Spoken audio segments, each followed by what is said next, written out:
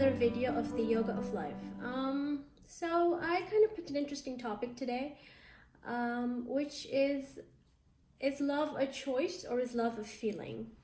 It's not an either or, it's an and. Love is a choice and love is a feeling. And for a successful romantic relationship, I strongly believe that there needs to be both the feeling love and the choosing love for someone. The feeling love is kind of when we see someone and our brain just kind of fires this feeling or this neuron of love, and that could be many reasons why we fall in love in this feeling love, which is passionate and lustful and intense. It could be that our brain is cultured in a way growing up that certain people from certain backgrounds or certain cultures or certain ethnicities attract us, and we feel love for them. Our brain kind of tells our body that you feel this sense of attraction and passion, and that is the feeling love. And then there is the choice, on the other hand, which is the actual skill set of doing a relationship. I truly believe that love and a relationship, like the doing part of the love, the verb love, it's a set of skills that either we have or we don't have, or that we have to upgrade our toolbox, and that could look different with depending on the partner that we are with, depending on the phase of life we are in, depending on our own needs and what we need at that time. That could look different, that could kind of shift or kind of be different in different circumstances. But going back to the question of the skill set of love or the choice, that's the choice that we make. That's the choosing every day, that we choose to either love someone or we don't love someone. And I believe for any love to be great, there has to be the feeling part and as well the doing part of love.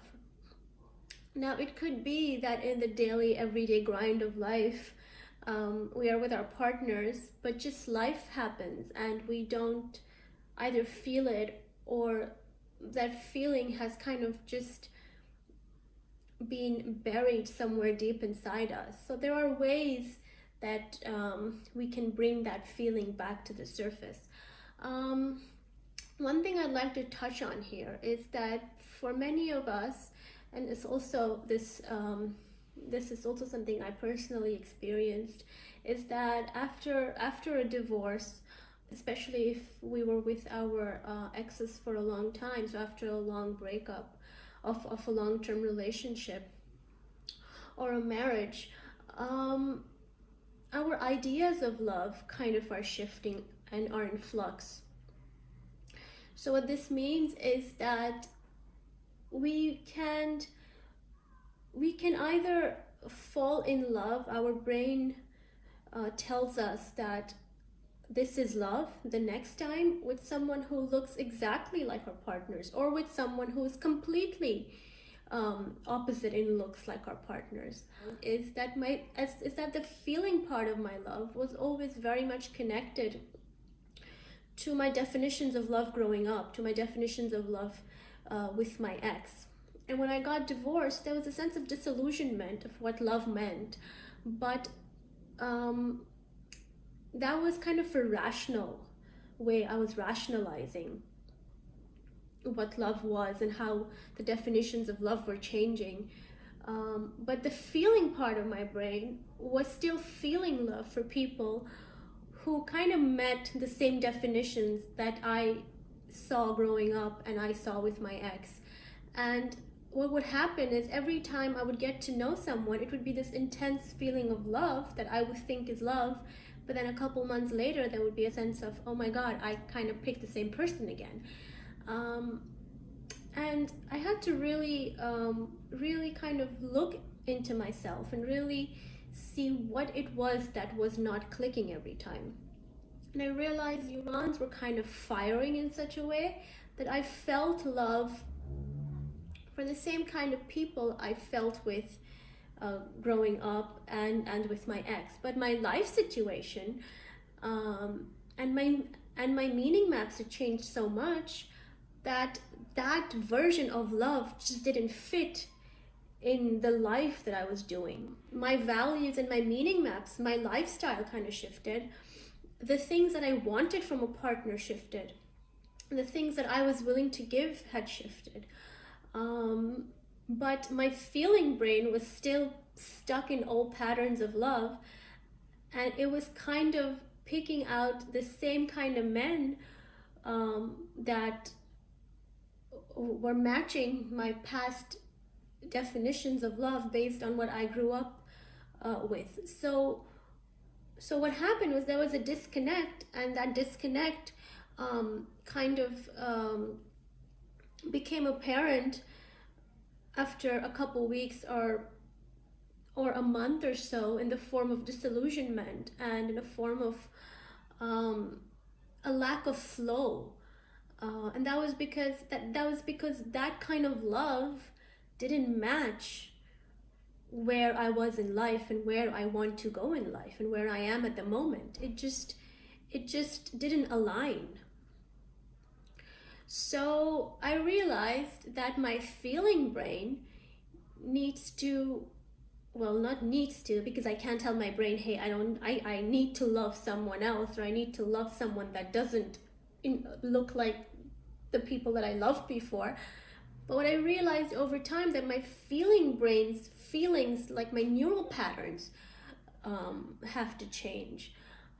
My neural patterns and the feeling part of my brain has to be in alignment with where I am in life, so that I feel love for the kind of people who kind of match how I want to be loved. So how I want to be loved had changed from where I was before, but the kind of men I was picking hadn't changed. So my feeling brain had to send out, I would say, frequencies, or had to send out messages, subconscious messages, of course, that my attraction patterns, that my underlying feeling of love for someone would change, and that has to happen naturally. That's a process, but that's a constant conversation with my feeling brain and my thinking brain. It's a constant process. It's the constant back and forth reassessing, seeing what didn't work, and kind of then reassessing and telling my brain, okay, this is what I'd like for myself, and giving my brain time to kind of form new love patterns. And this kind of ties in with the whole study on neuroplasticity, that the brain is plastic. So basically, we can train our brain in a way that we can create the life that we want. It just takes a lot of processing, meaning making, knowing where we are in life, knowing where we want to go, allowing the emotions to come up, holding space for them, showing compassion to ourselves, and kind of having this back and forth conversation where we process. And at the same time, research has shown that aerobic and anaerobic exercises are really good for increasing neuroplasticity, as well as travel, as well as good sleep. So all of this combined, we kind of create a brain that is very spongy, that can absorb new information. And then I have to tell my brain by giving myself healthy experiences. So what I decided was that I was going to give myself a healthy experience of love. I defined for myself what a healthy experience of love is, and then kind of like an experiment to give myself a healthy experience, because that experience tells my brain that this is love. It's kind of like a back and forth conversation, right? Culture also creates brain patterns, just like our brain creates meaning in a culture. The meaning maps of a culture create patterns in our brain. So it's a back and forth conversation. So if I give myself healthy love experiences, I'm already creating new patterns for myself, and I'm telling my brain that this is what healthy love looks like. So my subconscious brain starts to shift its definitions of love, and subconsciously all of that stuff happens in a way that I attract and I find love, that feeling love, that passionate love that is towards someone who is also healthy for me and in alignment with the phase of life I am in. And I also tried to rationalize love. At a point I was like, the whole thing, and I'm going to make a choice. But I didn't feel it. I was numb. And that honestly was more painful, because I was trying to distract myself after that, kind of because I wanted to feel something and I wasn't feeling. And I would find unhealthy ways to feel, because I wasn't feeling anything in that love that I kind of created in my head. So I realized, for love to really be healthy and add meaning, it has to have two components: the feeling component and the just choosing to love your partner through the ups and downs of life, through hard patches. It doesn't mean that we're not going to have hard patches. We'll probably have hard patches, or if we go through transition phases, but kind of building resilience in conflict, building a deeper bond in that conflict, and choosing to do this with your partner every day, and at the same time keeping that love as a feeling alive. So in a nutshell, to kind of wrap it up, love definitely is a feeling, and love is also the act. And also love is such a broad term. There are so many kinds of love. The love that I feel for my children, the love that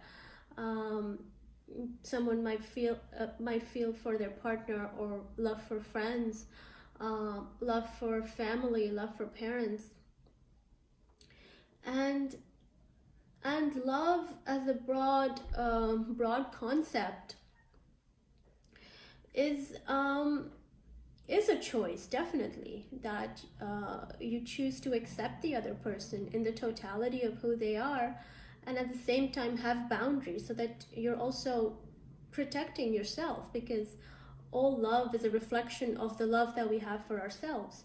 So self-love is having boundaries, compassionate boundaries to ourselves, and compassionate communication of those boundaries. And at the same time, there is the romantic aspect of love, the feeling of love that we'd like to have with our partners. And also, I believe a good thing to ponder on is that, especially in toxic relationships, when two people kind of say, oh, we love each other and we can die for each other, and we complete each other, yet the dynamic is so toxic, because there is no room for creativity and self-expression, and there are no boundaries, but they feel this intense love for each other. It's because growing up, the love that they experienced around them was unhealthy, was a toxic dynamic, probably in the family with their parents, or what culture defined as love. Because love can also be a cultural construct. So as we grow up, and when we look for a partner, we pull from those earlier definitions of love. We pull from those cultural definitions of love. And if they were toxic, they were unhealthy, they didn't have any boundaries, then we're going to do the same in the love patterns or in the relationships that we engage in, because we're pulling from that past definition. And it takes a lot of awareness, a lot of processing, and a lot of meaning making to be able to really shift that dynamic and kind of accept, especially if you're coming out of a toxic relationship, or if you're in a toxic relationship. And it's difficult because I know personally how difficult that is. It's this allowing yourself to feel the loss, because even when toxic relationships end, there's a lot of grief and loss, but allowing yourself to feel it versus pushing yourself to kind of say, oh, it's good that it ended because it wasn't helping you anyways in life, which is true. It's probably counterproductive to where you want to go, but that doesn't mean that the loss and the grief that we're feeling isn't there. So allowing those feelings, processing them, talking to a professional about them, making sense of them, putting emotions in perspective, and then moving on from that and kind of creating the kind of love that you'd like in your life, the things that add meaning and value to your life, the things that you want, and the things that you want out from a relationship. And how can you really then process those, and how can you really then make sense of it in a way that you can find the kind of love you want? So it's really also working with our stuck neural patterns. Just imagine frozen dessert, right? I mean, it's frozen, and when you take it out, if the instructions on it say that you have to thaw it for a bit before you can heat it up, or put it in the oven, quite a while, and the more frozen it is, the more time it takes to thaw. So it's kind of like thawing your neural patterns if they're frozen, and or if those were the definitions that since childhood, those neural patterns are really kind of set. And to be able to bring it into awareness, first of all, that in itself is quite difficult, and then allowing them to thaw. And that is a whole process. What would that look like practically? What would the thawing of neural patterns actually translate into in this context? It would be processing. It would be taking an objective position to our feelings and kind of processing our feelings, to kind of see where we are, to kind of make meaning, to kind of engage in an experience in life, and then zoom out, take a step back, process, reassess, see what worked, what didn't work, and then taking all the stuff that worked and then re-engaging in the next process in life. And that's how we kind of step up that ladder of evolution, I would say. If we're here, we're not going to jump here. It's going to be a gradual climb.